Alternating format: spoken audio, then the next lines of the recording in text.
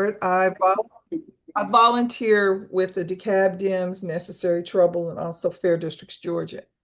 Cecilia Baldwin is the voter protection director for the Democratic Party of Georgia. Beth Ann Frillman is the DeKalb Dems voter protection liaison. And Michael Beach is a volunteer with Necessary Trouble and Fair Districts, Georgia. Next slide. So, as a reminder, and I think it's always good for us to remember our guideposts and our focus, we want to remember that advocacy is embedded in our U.S. Constitution. As written in our preamble, it consistently talks about we the people of the United States, in order to form a more perfect union, establish justice, secure domestic tranquility, provide for the common defense, promote the general welfare, and secure the blessings of liberty to ourselves and our posterity, do ordain and establish this Constitution for the United States of America. And I find it's helpful for us to remind ourselves about that, as well as Article 1, in that legislative powers are supposed to be vested in a Congress of the United States. Obviously, we don't have that. I mean, it's vested in the Congress, but we have a Congress that is not acting right now. Another clear reminder that I want to keep us focused on is who actually should be making the decisions about so many things that happen in our country. Next slide. If you look here, when we talk about the Voting Rights Act, which is what we're dealing with now with the Supreme Court, actually the federal Congressional House and Senate could easily write, vote, get a voting right act back to where it originally started. Election day holiday, again, should be decided by the Congressional House and Senate. Talking about ensuring the formerly and currently incarcerated, giving them the right to the vote. We sometimes, if we watch the news and get caught up in the conversation, there's a lot of diversion and confusion that's going on. And if we remember who is responsible for really making laws in these areas, I think it'll help us stay focused on what we're putting our energy and efforts and advocacy on a year-round basis.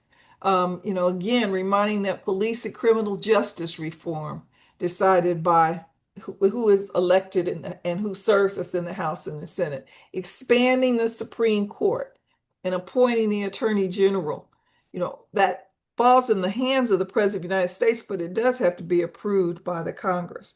So, again, it's important for us to remember those things.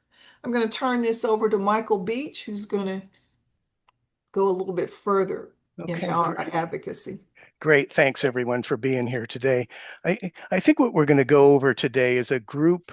You see 6 categories here. We'll talk about some of the activities, but it's really about what we want is for you to find something that works for you, and most importantly, that is sustainable.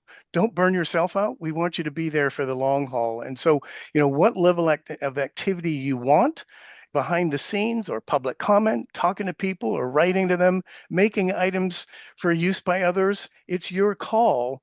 What we want you to do is come in and help out in some way that works for you.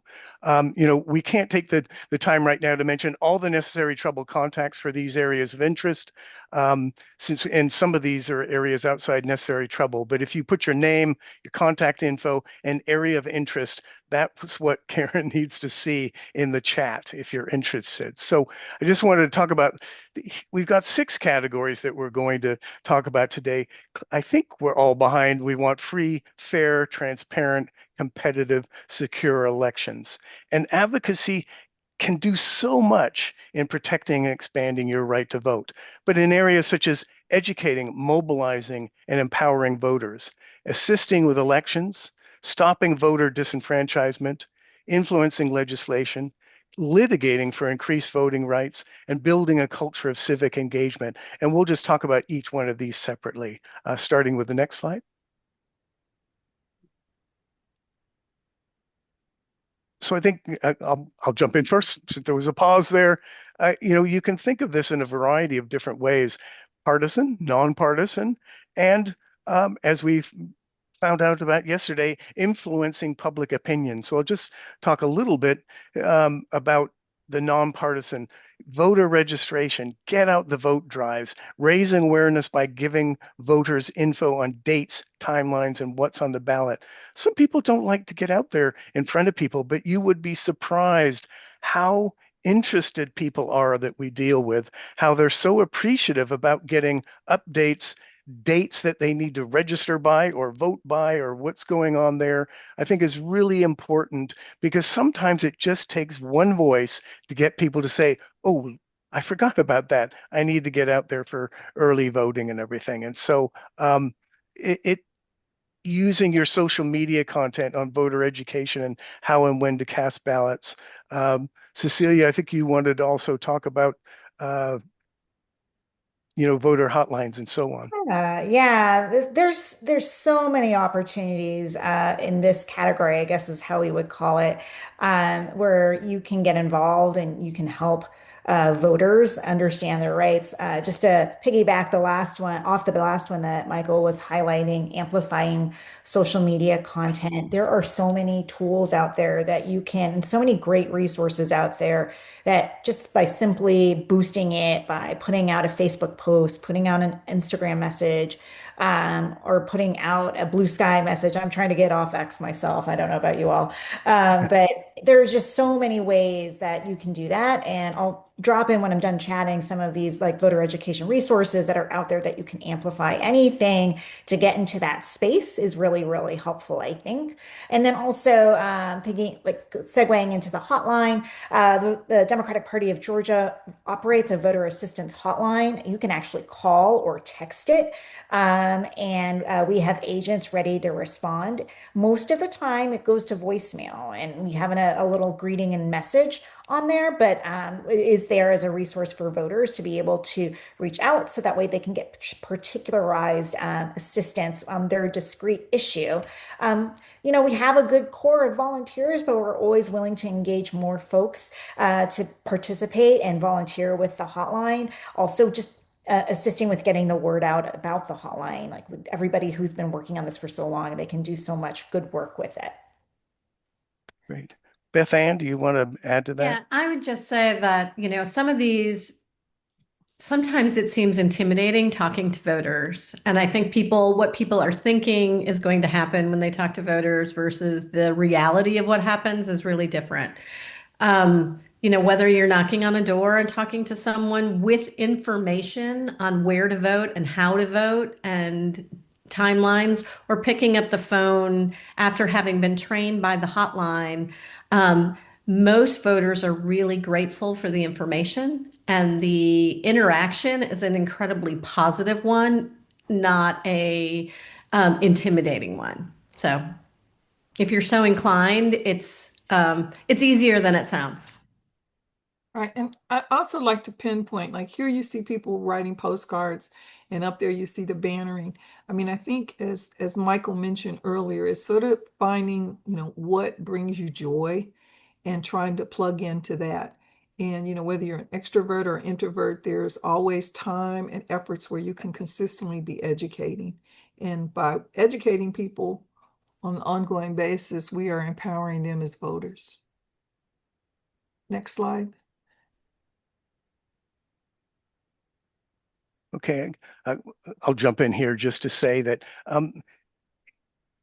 it's getting tougher and tougher to find poll workers. I'm an assistant manager along with Pam Woodley is my manager. Janet Grant is the area manager, but it's harder and harder to find workers.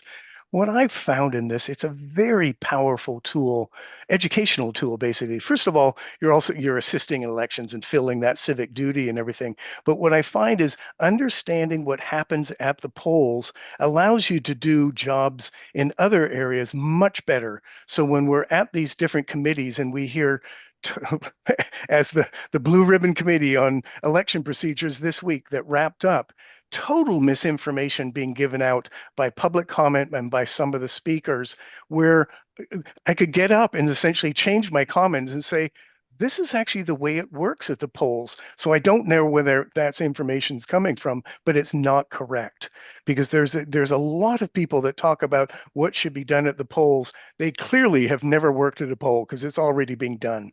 And so it's a very powerful tool to educate yourself, certainly pay back to your county and that sort of thing, because I think it's a really gratifying job, but also being able to understand the whole mechanism gets you to realize that there's a lot of misinformation out there. When people say, well, that doesn't make sense, they don't do that, that's usually because they are doing it and somebody's, blowing smoke somewhere. The same with poll watching, that's a very powerful tool to watch what's going on, but also keep all the staff thinking about, I need to make sure I'm doing everything well. So I'd encourage people to step up for that as well. Any other comments on that from others? Yeah, I'll just echo, particularly with poll watching, the Democratic Party has the authority by statute to place poll watchers inside polling locations. We try not to pick and choose which is better, poll working and poll watching. The demand for poll workers is primarily on election day. Sometimes there is early vote needs in some counties as well.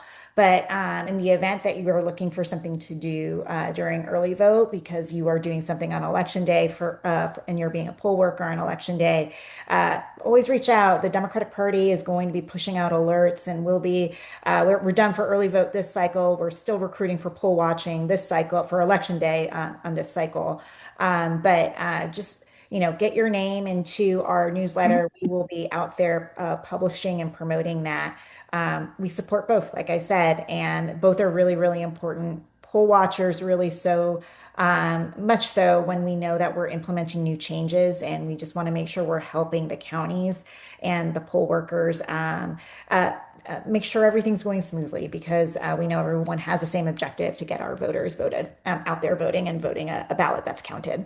Yeah. And remember, there's a need for jobs outside of election day as far as overseeing kind of what's happening behind the scenes at the county, the counting, and so on, where we do need people to kind of show up and monitor and watch that. And you don't hear about that quite as much, but it's important to make sure we have people on site doing those jobs before actual certification can occur. Next slide.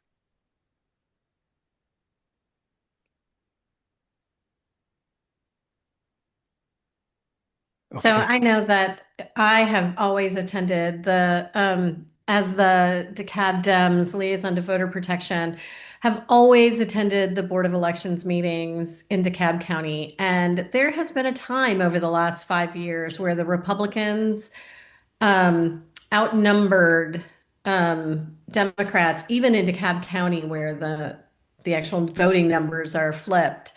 Um, you know, 3 to 1, 4 to 1, and filled the room. And lately, necessary trouble has really been showing up at these Board of Elections meetings, and it changes the entire tone of the meeting. Um, the focus can really be on, just even if you're not making a comment and you're just a body in the room, it shifts the focus to be voter proactive and voter, um, you know, care versus list maintenance focus. And so we really appreciate people showing up. It really makes a difference to shift the tone, to shift the conversation. And this, Michael, I think it's critical for our legislators and these other board members to hear that there are multiple viewpoints in their community, because otherwise we aren't heard. And so I think it's important to show up. We have groups that do that on a regular basis, both with the DeKalb Board of Registration Elections, the State Election Board, and we've been attending all of the Blue Ribbon Study Committee on Election Procedures. But I think it's again what works for you. There's a group that is signed up to do these things, and then we're not expecting that you can show up every single time. It's not that kind of commitment. It's basically what we're usually seeing is that there's a group that shows up, and so the people in and out, depending on what your what your travel schedule is and your other jobs and other things that you're doing, but at least that we have a group of people show up regularly and give voice to things. Some of it is about being there and making sure you're seen. The other is about making comment. If you're into that, public comment, you can either submit, written comments or do it actually in the meeting. And I think it's a very powerful way for the boards and so on to hear what you have to say. I also say frankly, the media is usually there as well. So thinking in terms of how is it's not Mark Nisi's left the AJC now, I guess, but how Mark would pick up what you're saying and try and get that point across is really critical for swaying public opinion and so on. Yeah. I would just add to everything that everyone's already highlighted. The other added benefit, just even attending these meetings, not even if you're not ready to provide public comment and speak, that's okay. The presence, as we mentioned, is really, really important, but it's also really important for the Democratic members who are maybe on the House Blue Ribbon Commission. There's one Democratic member, I think you all know who she is, on the House Blue Ribbon Committee. There's one Democratic member on the state election board. And they also, like by our presence, us being there, feel that support and appreciate it. Like, it's hard being in that room with all of this election fear mongering and misinformation and disinformation being spewed. And so they just want to know that we are there and that we are there too, and standing in support of them themselves. Um, one other activity that is like this, that is helping to stop voter disenfranchisement, is something that you can do right now. It's actually the window's about to close in about 24 hours here, is to oppose the petition that the Election Assistance Commission has put out to potentially amend our national voter registration form to require documentary proof of citizenship when applying for voter registration. Another way where you can send in just a simple, a short, 50 word, 100-word message saying that you don't support this because it's going to disenfranchise even more voters and make it harder for voters to prove that yes, they are eligible to vote. We don't need this. We have so many other tools in place that do this. That's something that folks can do right now. Doesn't necessarily require you to go in front of a whole group of folks. You get to do it from the comfort of your home. It's just a different kind of thing. And these sorts of opportunities to provide comment, whether it's federal or at the state level or at the local level, they're all there. And there's just so many various ways that you can get your voice out there and heard. And we encourage you to pick and start trying out the ones that seem to be most comfortable for you right now. And I'll drop the link for the Election Assistance Commission petition that I was just discussing right And now. I'll just say along that line, just when you see Pat Bird in an email, open it, because what Pat does is make sure that these sorts of things like you just heard about here are in the email saying we've got, action needed. And we need to get you out here to write this up, attend this, and so on. So Pat's really good about making sure those come out. And in between the kind of meeting ones, you'll see these shorter ones that are action oriented. And so please make sure you look at that, because it may just take you a very short time to send something in, but it adds to the numbers. Where what we keep hearing in these committees is from members saying, well, my constituents say this. And it's like, come on. It's not just the people that are saying that are not your only constituents. Right. We want to make sure they're hearing another voice. So next slide.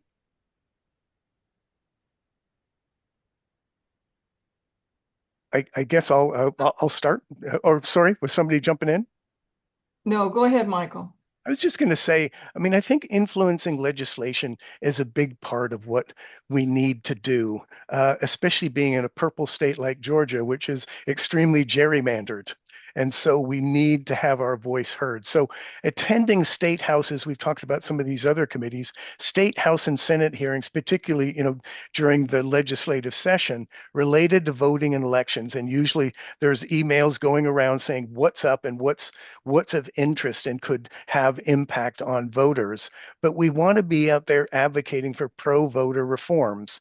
And as you know, after Supreme Court decisions in the past, the southern states went forward with lots of bills almost within the week of the Supreme Court decision to suppress voters in many different ways. And we've got to continue, and they've passed multiple bills. But I'll just say for one, we attended, Necessary Trouble and others attended the Senate hearings on the State Bill 397 last year. I was really gratified after testifying there. First of all, there were good questions. It sounded like I think the senators did listen.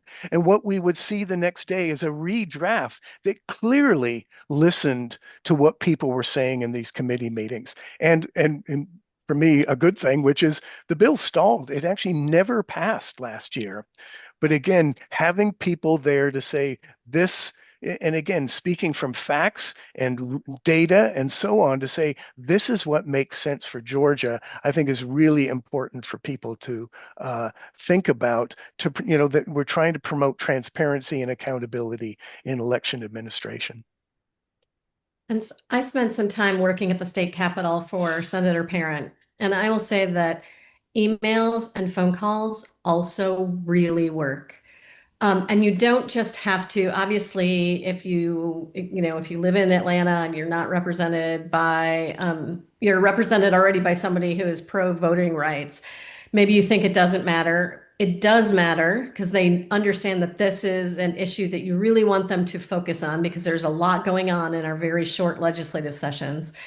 But also emailing and calling the other members of the committee, even if they're not your representative, is very impactful. And the gerrymandering is not a joke, right? And some of these representatives are afraid of doing something that is not popular right now. So it is incredibly important, even if you show up, to also email and flood them with your opinions.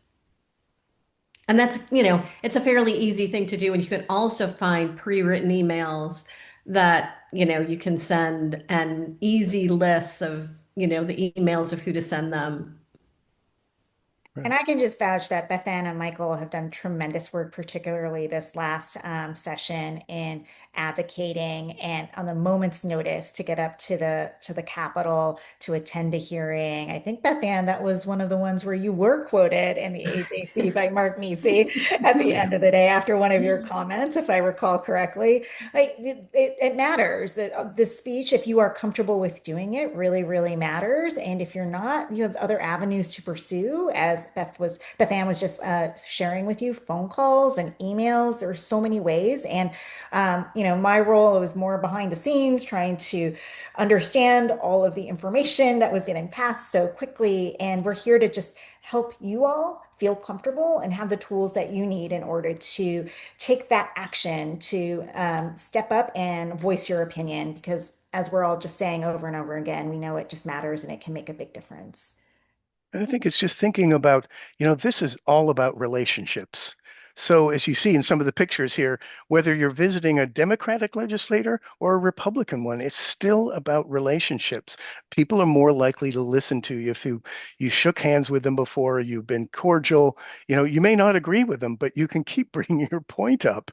And they do listen. It may not make them change things right away, but I want to think that it's still lodging in their heads that, oh, there's another group of people that feel differently, and this is why. And so going to the town halls, nighttime, I know it is, but if you're a local legislator or others, to just, again, start to be heard. They're looking to hear what you're interested in because, frankly, their goal is to get reelected. And despite all the gerrymandering, they still want to hear what people are thinking. So I think it's important to just kind of do as much of this as you can do and whatever fits your temperament. Some people aren't into public speaking, but you may be better at writing things and sending that in. It's whatever you decide. So, and next slide.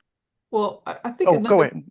no, Go I ahead, was Karen. just going to add another point that I think was really important is like we can do a lot of this during the legislative session, but we can also do it when they're not in legislative session to make sure that they are hearing on an ongoing basis concerns that we have and issues that we think are important for them to deal with. Yeah. Okay, number 5. Moving on to number 5, I think I'm taking the lead on this one.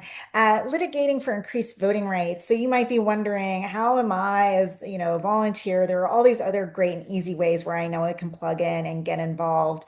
For litigation, we know there's a lot of lawsuits out there involving Georgia's voters and even other voters in other states. Most recently, we are all hearing about sort of the I guess, the eradication of the NVRA, and we're all really, really worried about what the courts can do. It doesn't mean that we shouldn't continue to pay attention. We should continue to pay close attention.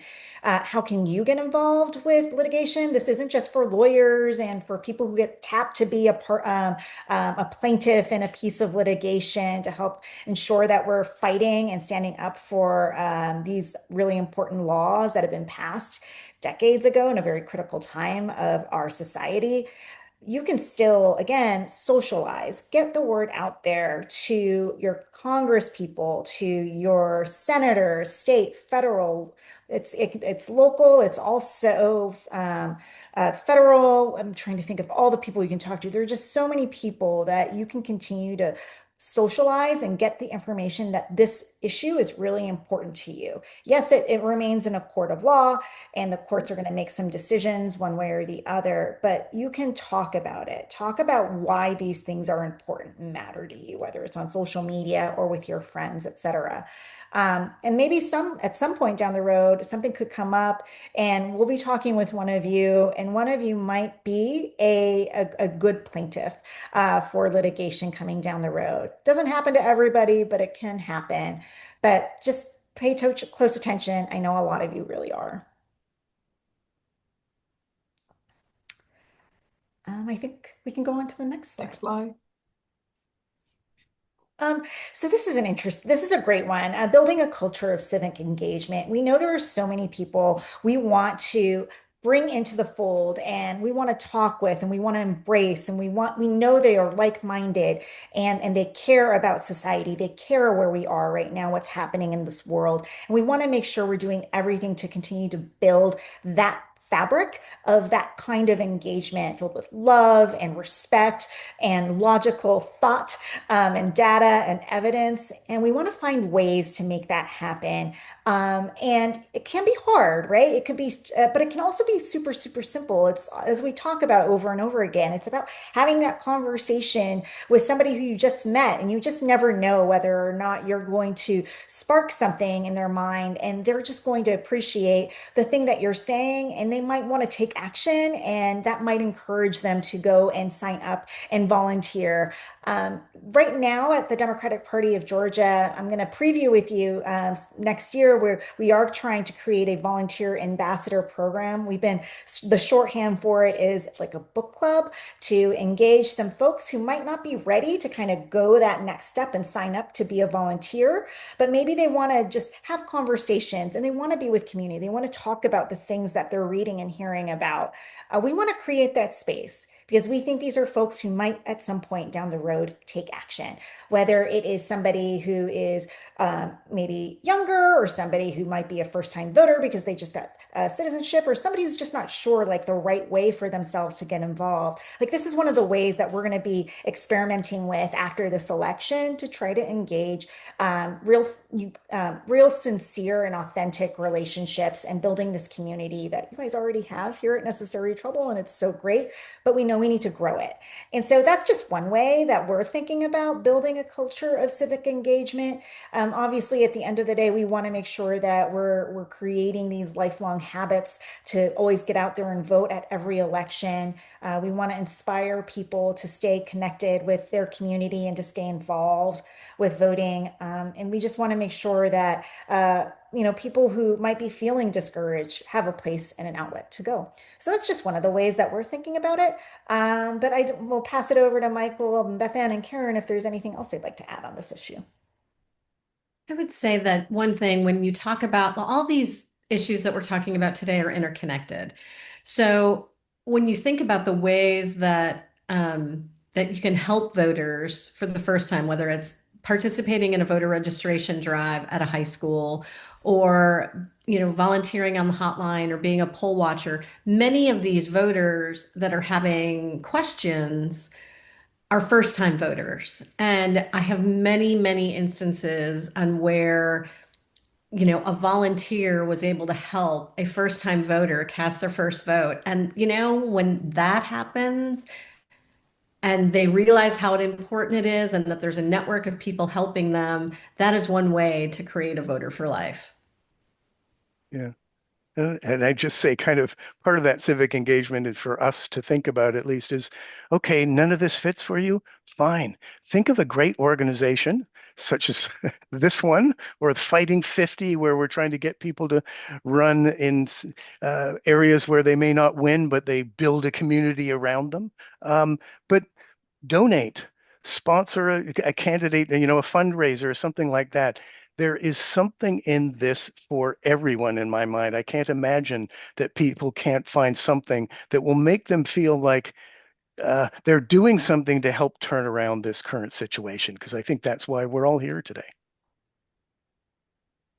Okay, I really, really want to thank Cecilia, Beth Ann, and Michael for sharing all of this information with us so that we can pick and choose what we feel comfortable with doing on a day-to-day basis to impact our democracy. Every action that we take is going to move us closer to what our country should be. Are there additional questions? There's a lot of links in the chat, opportunities for you to sign up for the election board, for Vote Pro, to fill out the comment form that's been put together in the League of Women Voters Toolkit. Comments on people who've been trained as poll workers and how what a joyous experience it is. But are there other questions that anyone may have from the speakers about any of the information that was shared? Don't everybody ask at once, okay? Okay. Well, thank you so much. With this recording, I'm sure you can, take this information and share it with your friends and colleagues so that we can get more people understanding and involved with these various possibilities for making a difference. Karen, Yes. there was one, somebody just put in, somebody asked for a link for donation, then somebody just put it in. Thank you. It's good. Great. Thanks, Martha. Okay, I'm going to turn this back over to PJ.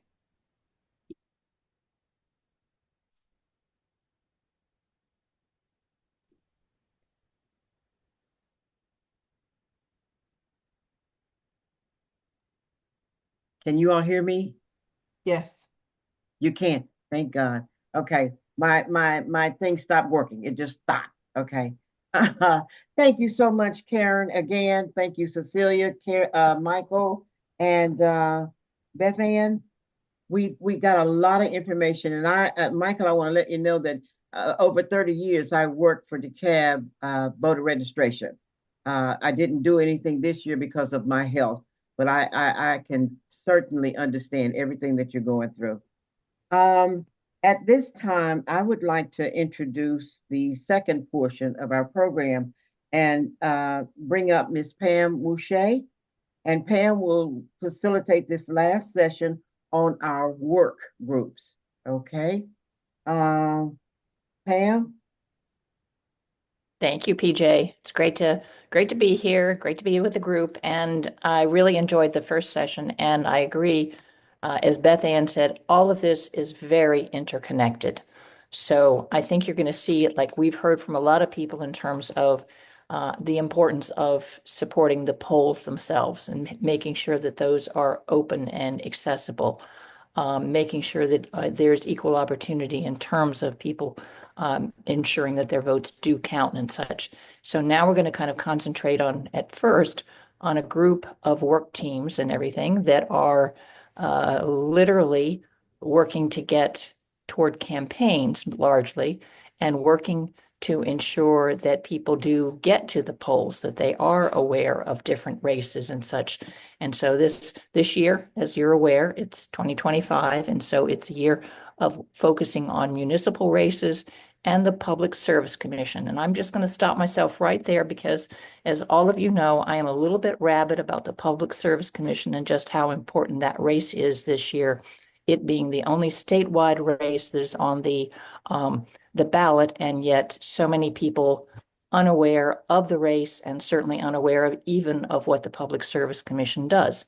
So to that, to try to get people out on this, what oftentimes these off years are considered low turnout and such, we have groups that are working on things like canvassing. Anne Marie, I'm going to turn it over to you. Okay, yeah, we just got back. So we're in our 4th week of canvassing, and we have 2 more weekends to go before the November election.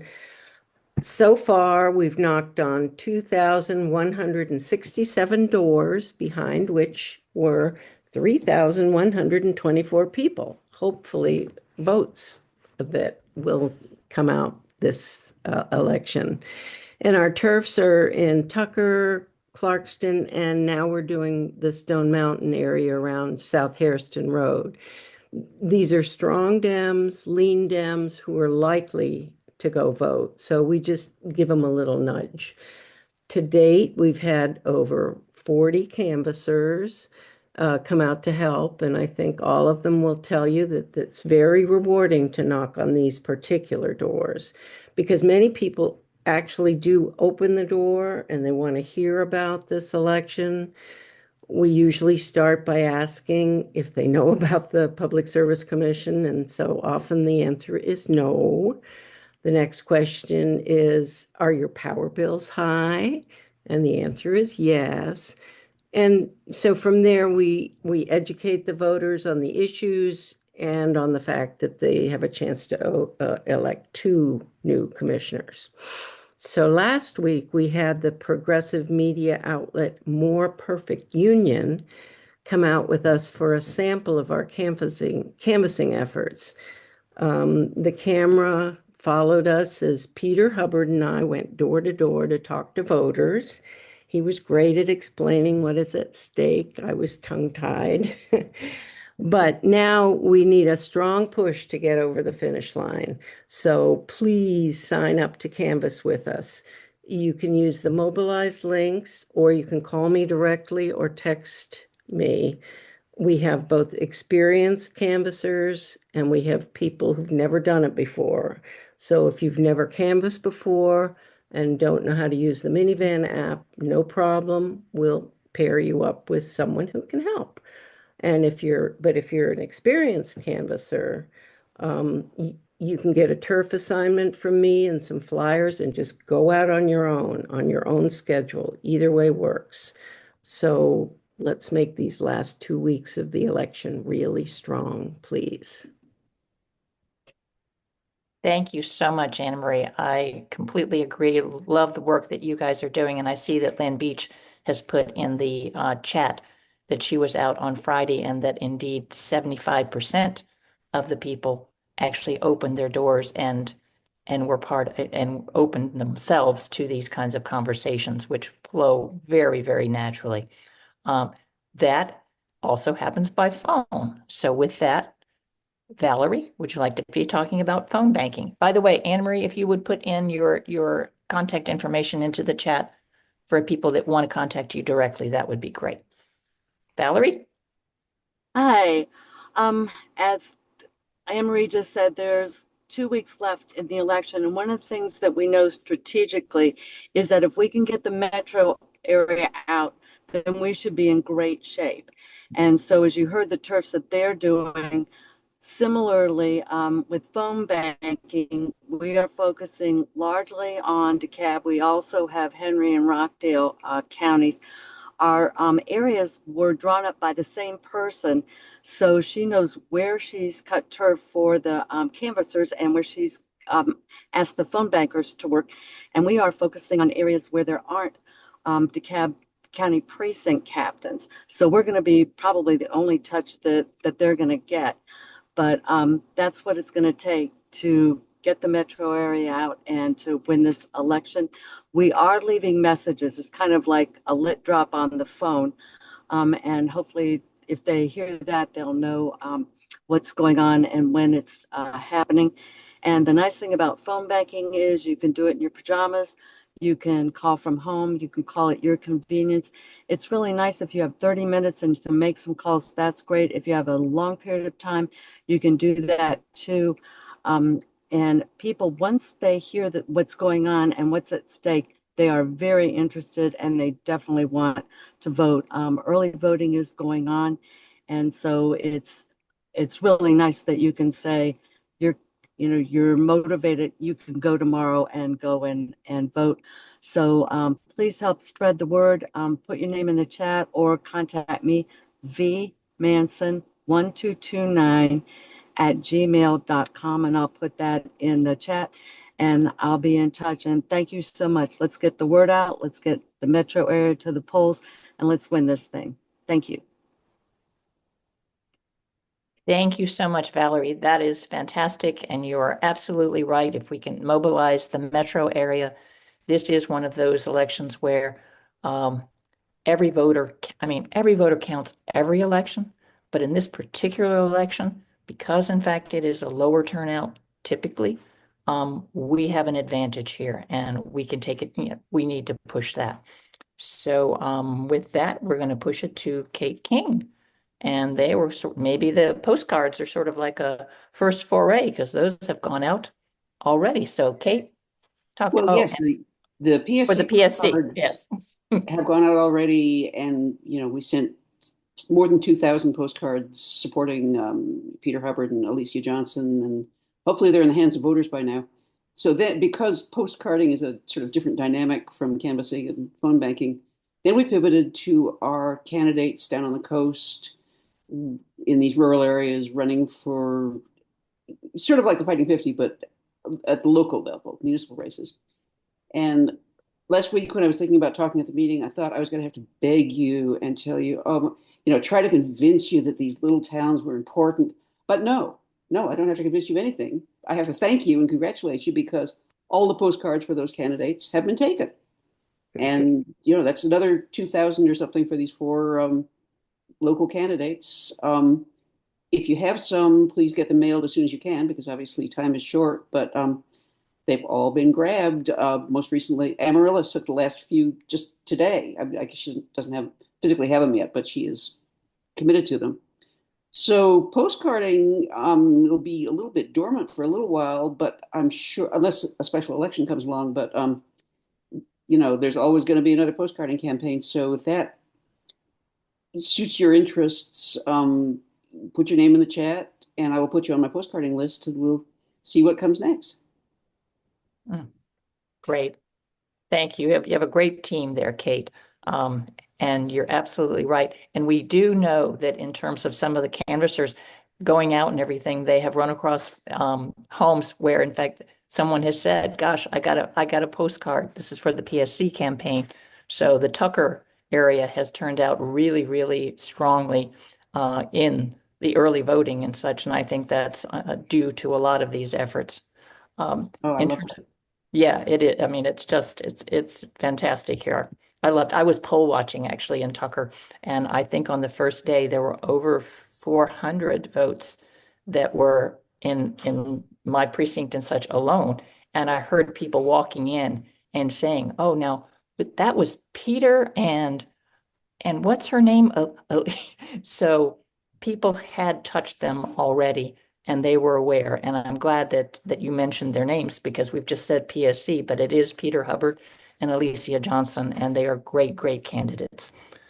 with that, and thinking of the PSC, Beth Levine, who is my co-partner on the PSC race. Beth, talk about other Hi. ways to kind of get Yeah, out the word. hi. Thanks a lot, everybody. Thanks to everybody that's already reported out. I mean, it's really, you can feel the momentum building. And we were handing out PSC cards, of course, at Tucker, those of us who were there, and I know down at the rally downtown with PSC information. And it really, it's just all coming together. Even Patty Duran, who isn't always a glass half full person, is feeling optimistic. So that's very encouraging. So this great work is on the ground. It's all happening. I just had a few little things really to add to information. We have been doing some friends and family communications, supporting that you communicate with your friends and family, your network. And Jen Hankins has provided fantastic graphics that you can pick up and copy in and attach in an email, or you can put them if you do social media. I don't. I'm a Luddite when it comes to those kinds of things, but I can attach something to an email. So actually, you can find them at the website, which I'll put in if someone else doesn't before we end. It's just necessarytroublegeorgia.com, www. And then you can go in there to PSC and PSC. I think it's campaign. I'm not sure, but there's plenty to choose from in there. And also, I think on the Facebook page. So that's number one. Number two, we had a really unusual situation coming up where the Public Service Commission is having hearings during early voting. I mean, right before the election. And they were originally scheduled, and Pat put out for us that it was Tuesday through Thursday, 21st to 23rd. But now we're hearing it might actually only be Tuesday, the 21st. So those of us who were going to go on Wednesday have adjusted. So we're going on Tuesday, at least for the morning. And we understood from a meeting earlier today that Georgia conservation voters are bussing in people to be in the audience also, and many of them to do public comments. We will, oh yeah, and there's going to be a lot of media coverage there, they think. So we're looking for a lot of people, just like we had at the wonderful bannering event earlier in the week. So if you have interest in that, you can email me or Pam. We'll get those to you, those addresses to coordinate getting down there and the details about that. And the third thing, actually, I need to check with Anna Marie. I had a note to say that there are materials at your house. Are there still materials at your house? Yeah, I have PSC business cards, those little business cards that we can hand out. I have 500 or so. Of course, I have the PSC flyers and the check your voter registration cards. Excellent. Do you have any yard signs? Yes, sorry. I You have have yard probably signs. 5 or 6 yard signs to give out too. If you want to come to my house, I'll put my address in the chat. Okay, that is super. Yeah, so we're like firing on all pistons or something. I think that's the metaphor. I don't know much about cars, but I think that's what you say. So Pam, did I leave anything out? No, I think you got it here. I mean, there's so much that is going on, and those little business cards, and there are 500 of them at Anna Marie's house. There will be more. Patty Durand has got a bunch of them as well. Someone else has others. So if we run out of materials, just let us know and we will get them to you. Because those little business cards, I will just say, we handed those out at the No Kings rallies yesterday, and people were so grateful because even if in fact they had heard about the election, they really had very little information about it. So they could take it, and they said it was a nice reminder that they needed to get to the polls. So that was great. speaking of media and everything, there's all sorts of things, and you will see, I think the film crew that was mentioned earlier, the more perfect union and such, that piece will be published this week. Just saw a piece that's in the Guardian. All eyes are on Georgia in regard to this election. It's amazing how a public service commission election is now taking on national repercussions. And with that, I'm going to introduce Onika.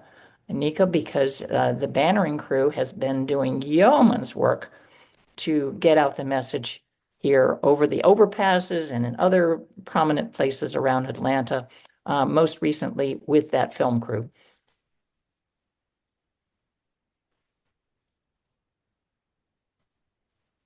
Onika, are you here? I think you are. Maybe. Ma'am, Oh, there you are. I'm Okay. here. I'm just doing some work in the background. I apologize. Okay, no worry. I No thought you worry. were I going know to you got explain lots to for do. us. Yeah. No, so yeah, we are just we've had a lot to do these past couple weeks as far as extra things other than just regular bannering. So we kind of slowed down with the regular bannering, but that will start back up. With the PSC election going on, it's what, 2 more weeks of early voting and then November 4th. So we will definitely be showcasing those PSC banners this week coming up, next week, and then definitely on the 4th. So that's what we are working on now. And then we will get back to regular bannering after that. Very good here. And are you interested in more volunteers? Definitely. We all need more volunteers. We always need volunteers. Exactly here. Okay, so that's just a reminder that if any of this is appealing to anyone, please put your name and your contact information, plus canvassing, phone, postcarding, bannering, or all of the above in the chat. And with that, that is largely our election period here. So I am going to turn this over to other things that are just huge priorities. The first being our immigrant and refugee working group. Gloria, can you speak to us about that?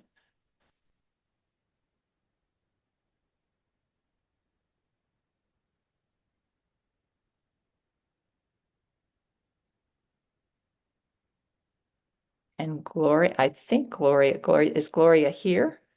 And if not, Tara or Martha. I'd be happy to talk about that. Gloria has been working with Anton Flores from Casa Alterna. And Gloria, has Karen, have you checked to see if she's here? Okay. Anyway, they're working with Casa Alterna, and they go down 3 or 4 days a week to the immigration court line, and they accompany people outside of immigration court who are standing in line waiting to go inside. And as you can imagine, it's a very heart-wrenching and heart-touching work to be giving people support, water, granola bars.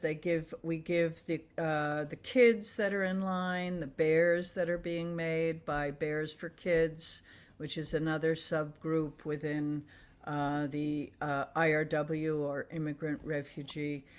They look at their forms, try to determine whether they're at risk of detention, and they might make some suggestions, encourage them if they could get a lawyer if that's necessary.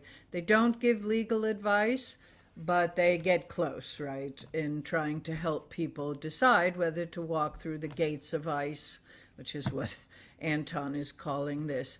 And it's extremely important work, and they really need help.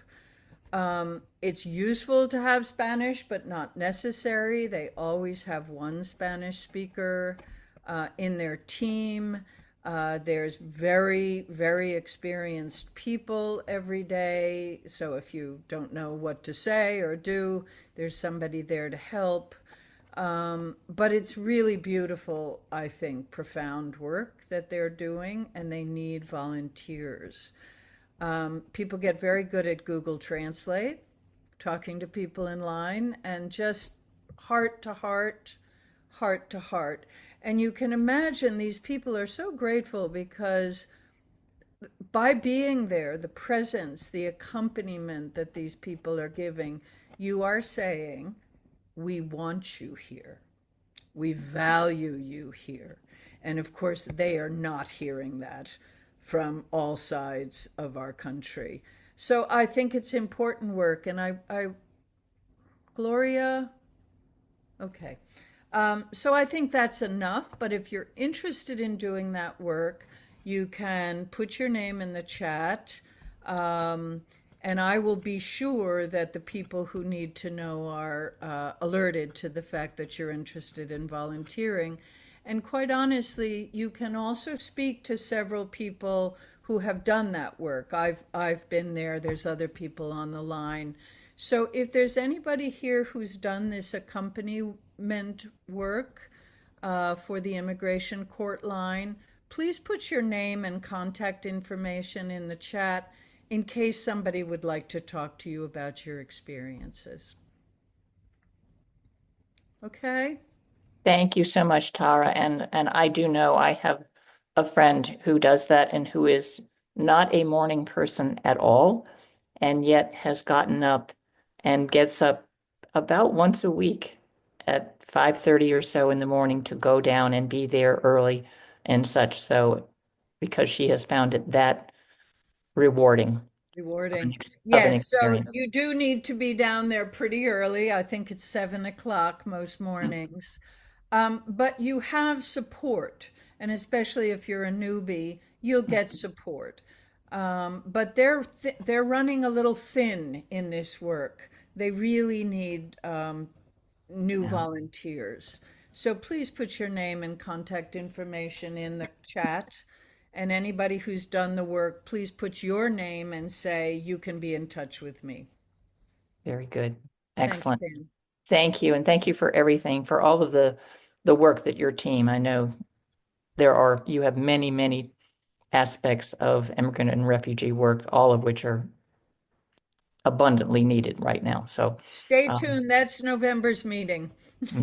that is November's. Yes, exactly. Yeah. Good preview. Exactly. We will be expanding on all of this in November in a much more detailed way. But in the meantime, we're going to come back to the current and come back to our protest group and everything. And yesterday was a great example of that. Rita, can we call on you to speak? Sure. Hi, everybody. I think a lot of you were there yesterday. I was hoping Pat had some pictures to go along because the pictures are a lot better than anything I could possibly say about yesterday. In Atlanta, we had anywhere from 13 to 14,000. Some estimates are up to 35,000. So we're saying maybe 20,000, maybe 25. East Cobb had 7,000. Brunswick, Georgia had 500 people. Savannah had, 5,000. Another 5,000 in Athens. 350 in Greensboro. I think there were 2,500 to 3,000 in North Lake Tucker. And I don't know what the estimates were for Decatur. I've heard 12,000. And then we even had troubler Connie Rose was in San Miguel de Allende in Mexico. There were 200 people in front of the U.S. consulate. And Jane Seward was in Highlands, North Carolina, with the red, red heart of Western North Carolina. And there was a huge crowd out there. And 2,000 people in Augusta. There were over 40 events in Georgia, which I think is way more than there were for No Kings 1. and at least 2,600 events in the US. And they're estimating 7.9 million to up to 13 million people. Wow. I Wow. think that gets us up higher than the 3.5%. And this really goes along with everything that all our election folks were talking about. This is another way of engagement. And there was so much talk about what can we do next. And it was get yourself to the voting poll, vote in the PSC election. If you're in Atlanta, vote in your muni elections. If you're in Decatur, vote in your, we can help you. We will, get you lined up with somebody who can tell you more about the elections. So there was really a whole lot of what are the next steps? Where do we go from here? Getting people mobilized. Every action strengthens our democracy. I think that was Karen that just said that earlier, and it just really resonates. And this is just another way we do this. All of this work is interconnected. I know a lot of you were in Atlanta or Decatur or Tucker. You saw all the costumes, you saw the creativity. It was just a beautiful day. And it was just so special, to be a part of it, and so many necessary trouble people involved in making it happen. Alyssa Cobbs and Susie Polikanis, just their logistics behind the scenes. I don't know how we would have pulled it off without them. All of our marshals, all of our medics, all of our volunteers, it just takes a village to do an event like this. So it was amazing. Just another way to do the work.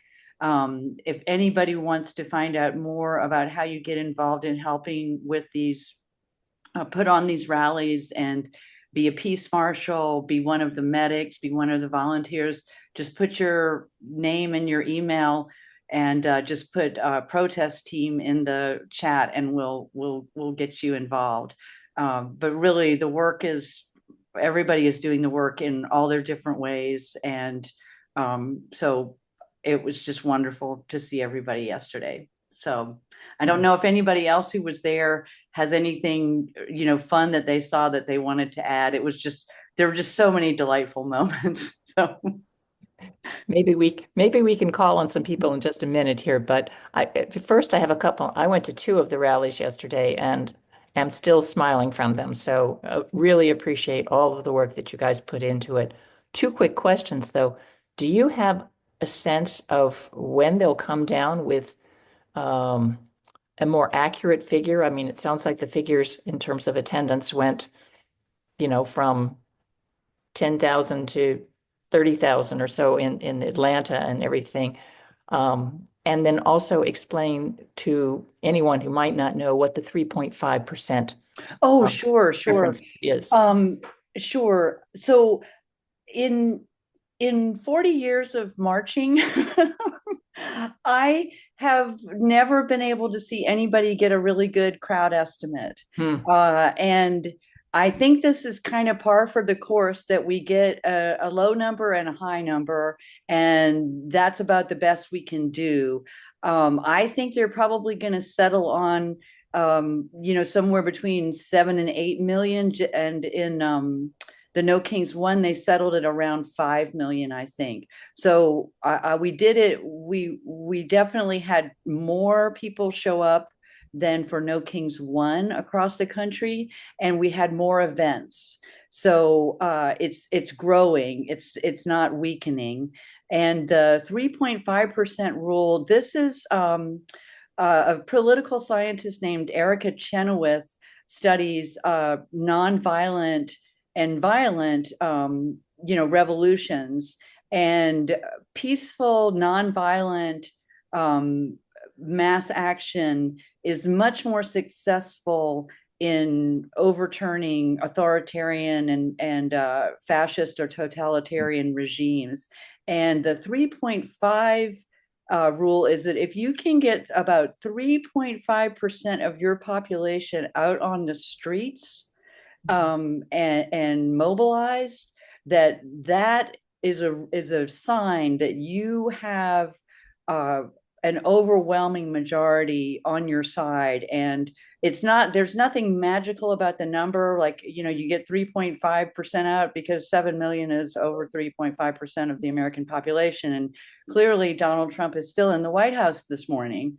So it's not a magic number, but it's just based on past experience with other people trying to reestablish their democracy after a totalitarian or authoritarian takeover. The way to do it is with non-violent, peaceful methods like this, that it brings enough people along that that democracy can reassert itself. And I'm not really explaining it very well. I'll try to find more about her, Erica Chenoweth's work. There's some good explainers, and I'll try to drop that in the chat for folks. So Great. Thank you so much, Rita. And for anyone else that was involved in pulling together yesterday's activities, if there's someone who's got just a nugget, a very brief nugget that they would like to add. Pam. Yes. Gloria is here, so Oh. after we do the nugget, I'd love to have her just say a Okay. very short something. Okay. Yeah. Very good. Will do, Tara. Thank you. All right. And if there are, I think everyone, there were so many people, and I did see many troublers there yesterday, that everyone has their own experience. And I've seen number of photos and everything that have gone around. And I know that Pat in the next newsletter will have some of those that you will be able to enjoy. So maybe we will leave it at that. And Gloria, if you could speak to us about your work and your team.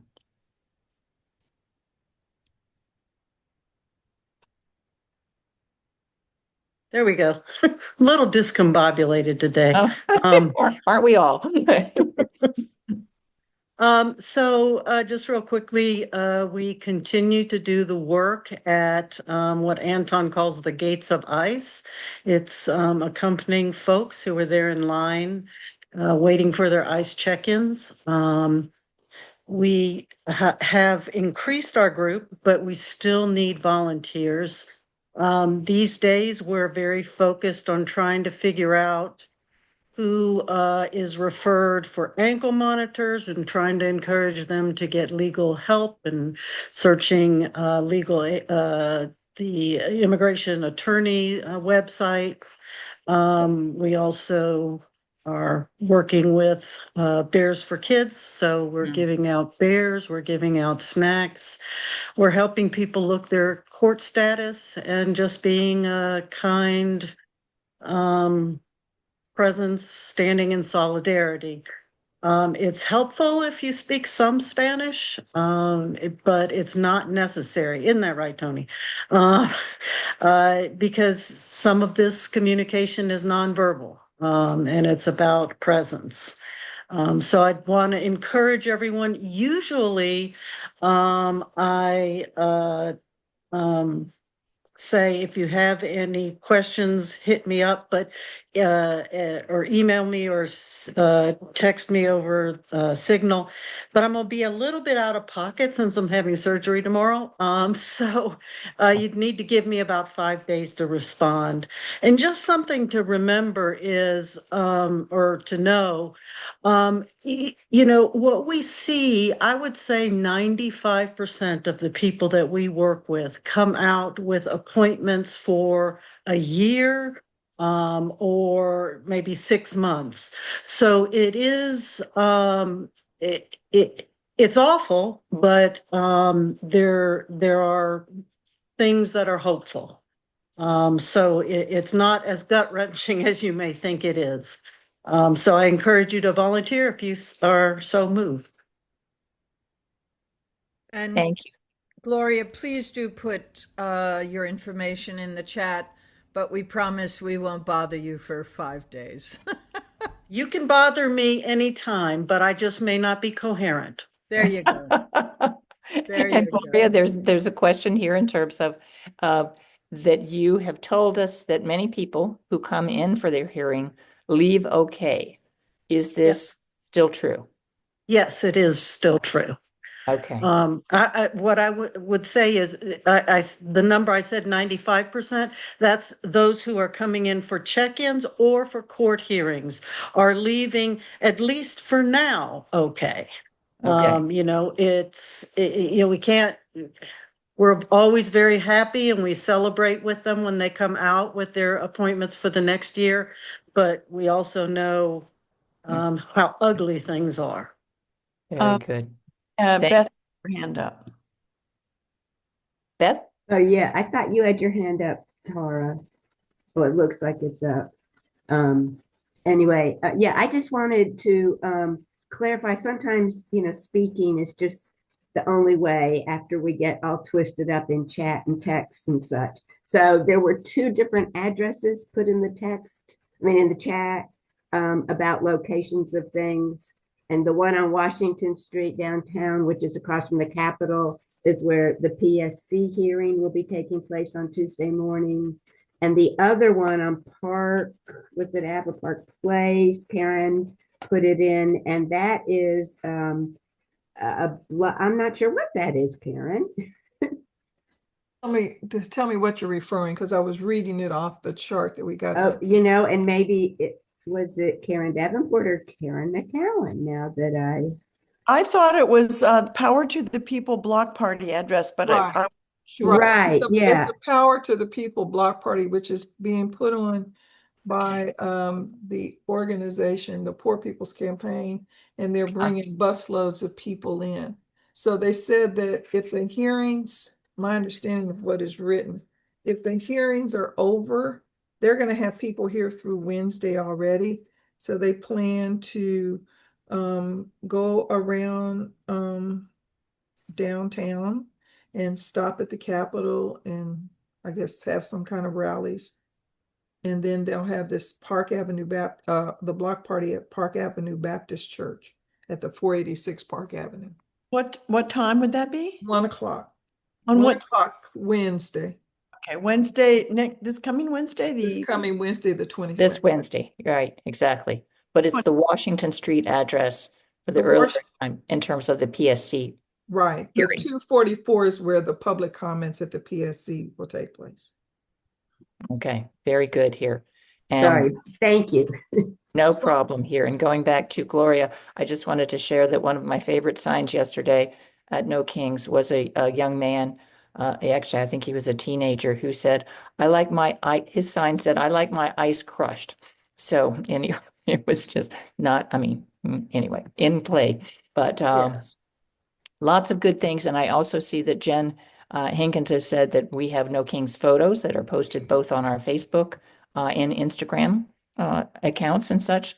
And I loved Joyce's comment that you really didn't even need to have to go one of the big rallies and everything, that you could kind of go with yourself or just a couple of neighbors and everything and stand on your corner, which is what they did. And they got a really great response and everything to that. So I think there's lots and lots of solidarity and such that's out there. And speaking of that, I'll move to, and I'm not sure, yes, Karen? I wanted to ask Gloria a quick question. Sure. So from what you're saying, I gather they haven't had ICE agents there being hateful and mean. That's correct. I would say for the most part, they're polite, and tend to be helpful. Some are a little bit more jerks, a little bit more of a jerk.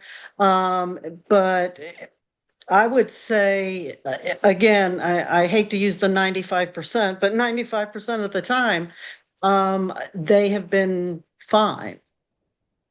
Okay, thank you. And my other question, what happens if they don't show up for their hearing? Do you know?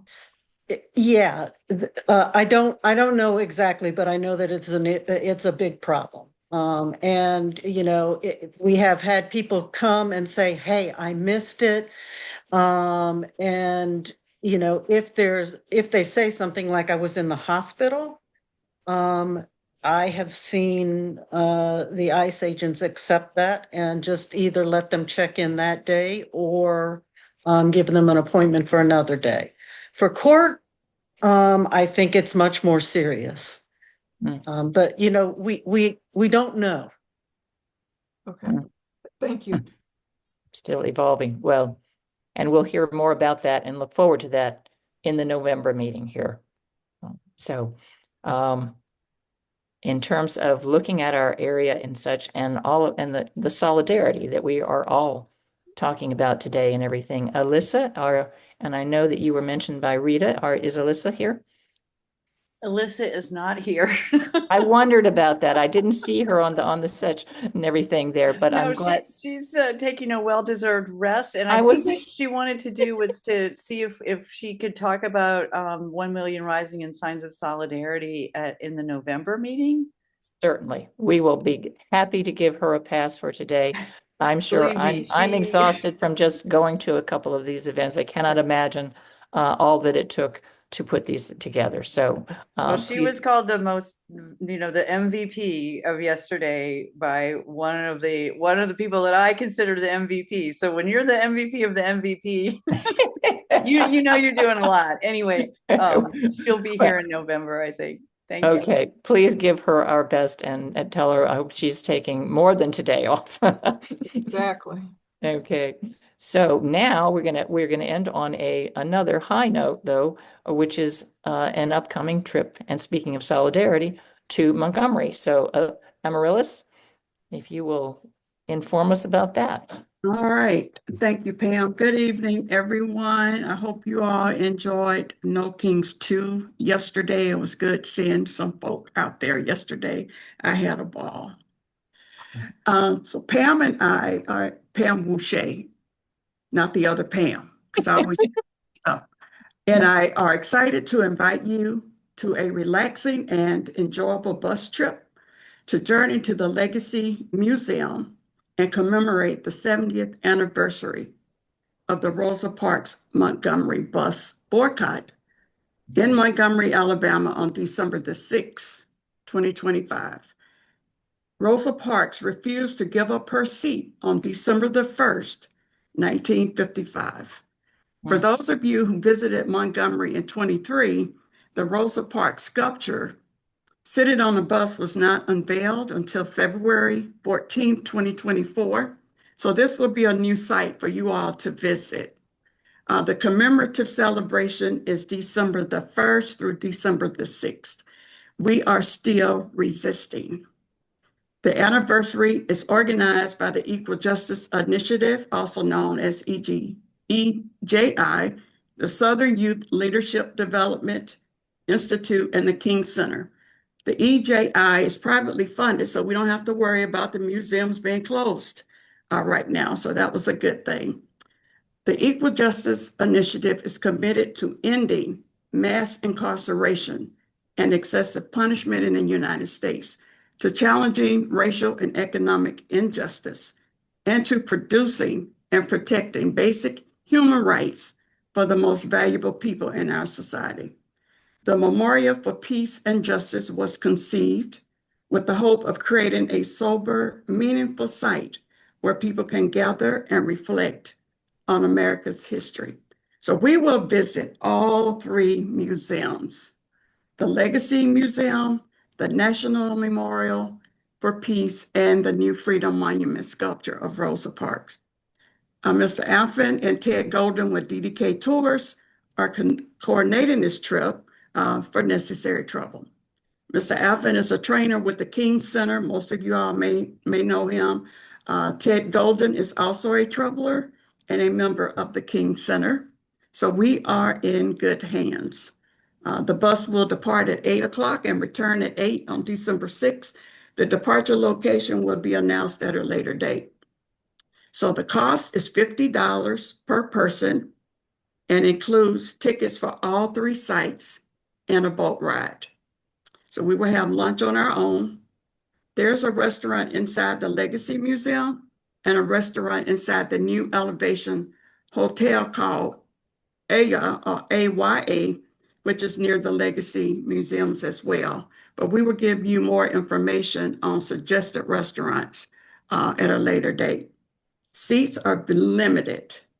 The seats are limited. So we will send out a Google form to RSVP along with payment information next week. We will have some high schoolers participating in this trip. So the goal is to have intergenerational conversations, reflect and discuss our experiences on the return trip.